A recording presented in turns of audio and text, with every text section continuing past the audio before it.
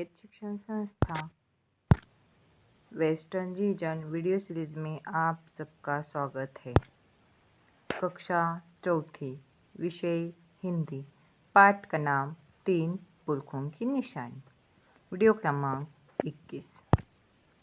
नमस्ते बच्चों, आज हम हिंदी का पाठ 3 तीसरी इकाई में का तीसरा पाठ पुरखों की निशानी ए देखने वाले हैं। तो बच्चों, इससे पहले हम देखते हैं कि पेड़ से हमें क्या क्या मिलता है। पेड़ हमें ऑक्सीजन देता है, फल देता है, फूल देता है, फल फूल मिलता है पेड़ से हमें। और जो पंछी है उनका घर रहता है उस पर, पेड़ पर। देखो, तो वैसे ही इस पाठ में हम लेखिका है जो उससे पेड़ से कैसा रिश्ता है ये हम देखने वाले हैं। मैं पहले इसका पठन करती हूँ, फिर स्पष्टीकरण बताती हूँ।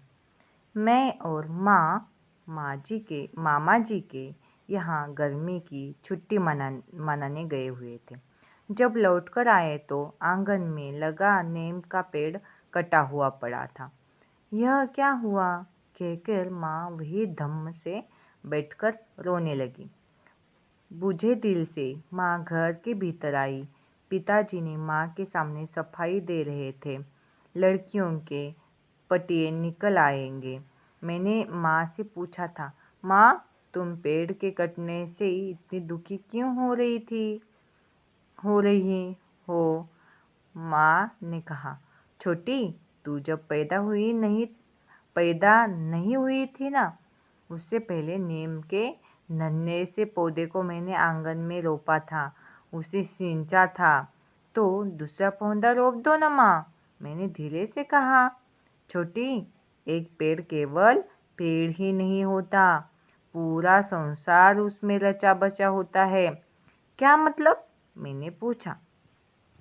तो देखो, आंगन में माँ ने एक नीम का पेड़ लगाया था। वो जब हमें छुट्टी मिलती है, गर्मी की जब छुट्टी मिलती है हमें, तो हम भी मामा के गांव में छुट्टी मनाने जाते हैं, मामा जी के यहाँ जाते हैं। आप भी जाते हो ना बच्चों? वैसे ही ये लेखिका और उनकी बेटी मामा के यहाँ गर्मी की छुट्टी मनाने गए हुए हैं। जब वो लोग कर आते हैं, जो आंगन में पेड़ लगाया हुआ था, वो पेड़ लगाया हुआ था वो कटा हुआ पड़ा था।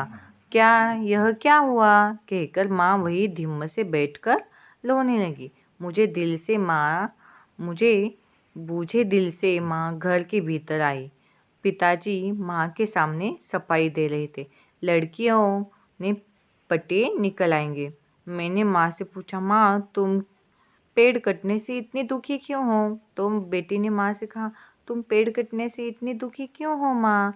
हम दूसरा पेड़ लगाएंगे ना, हम दूसरा पेड़ रोप देंगे, हम दूसरा पेड़ लगाएंगे आंगन में। तो माँ ने कहा, छोटी, तू जब पैदा नहीं हुई थी ना, उससे पहले मैंने नीम के नन्हे पौधे से मैंने आंगन में रोपा था, उसे सींचा था।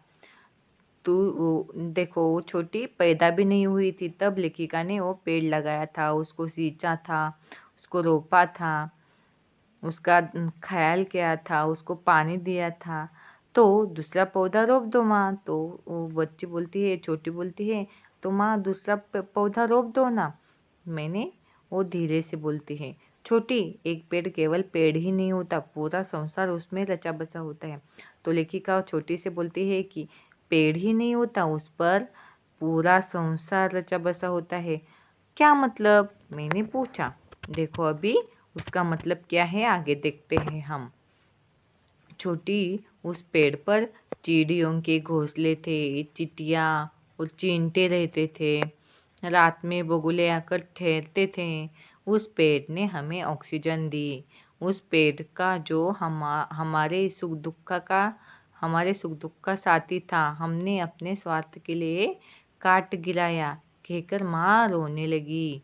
माँ के बहते आंसू मेरे सीने में जमा हो गए थे। कुछ साल बाद मेरा विवाह हुआ।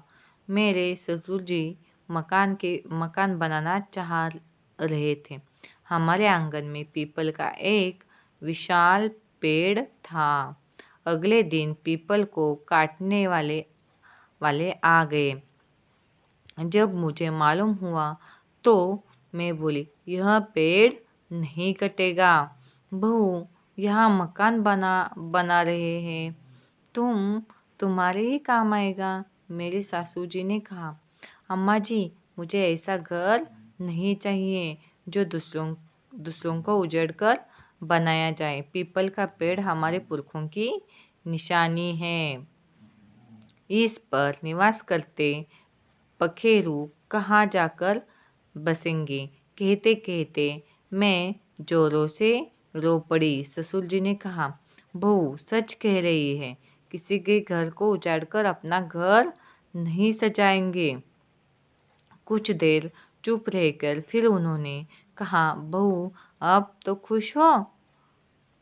तो देखो, उनका जब छोटी का जब विवाह होता है कुछ साल बाद, तो वो ससुर जाती है। उसके ससुर जी वो उसके आंगन में एक पीपल का पेड़ रहता है। वो ससुर जो बोलते हैं कि ये पीपल का जो पेड़ है बड़ा वाला, इसको हम कटाएंगे और उसकी जगह पे हम मकान बनाएंगे। हमारे आंगन में पीपल का बड़ा एक विशाल पेड़ था, उसको हम अगले दिन काटेंगे और उसके जगह पे हम मकान बनाएंगे। तो यही ससुर जी बोल रहे थे।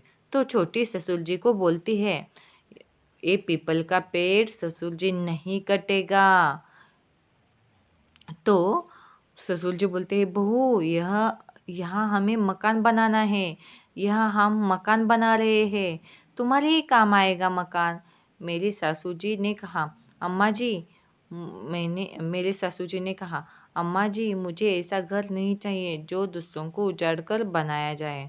तो वो बोलती है, बहू बोलती है, अम्मा जी, मुझे ऐसा घर नहीं चाहिए जो दूसरों को उजाड़ कर हमें बनाया जाए, हमारे लिए बनाया जाए। पीपल का पेड़ हमारे पुरखों की निशानी है। इस पर निवास करते पखेरु कहाँ जाकर बसेंगे। इस पर देखो, चिट्टियाँ हैं, चिट्टियाँ के घोंसले हैं, इस पर पखेरु बसेरा करते हैं, वो कहाँ जाएंगे। कहते कहते मैं जोर से रो पड़ी। ससुर जी ने कहा, बहू सच कह रही हो तुम, किसी के घर को उजाड़कर अपना घर नहीं सजाएंगे। अभी तो तुम खुश हो ना, अभी हम ये पेड़ नहीं काटेंगे। देखो, लेखिका का नाम क्या है? उत्कर्षा आवटे। किसने लिखा है ये पाठ? उत्कर्षा आवटे ने लिखा है। तो थैंक यू बच्चों।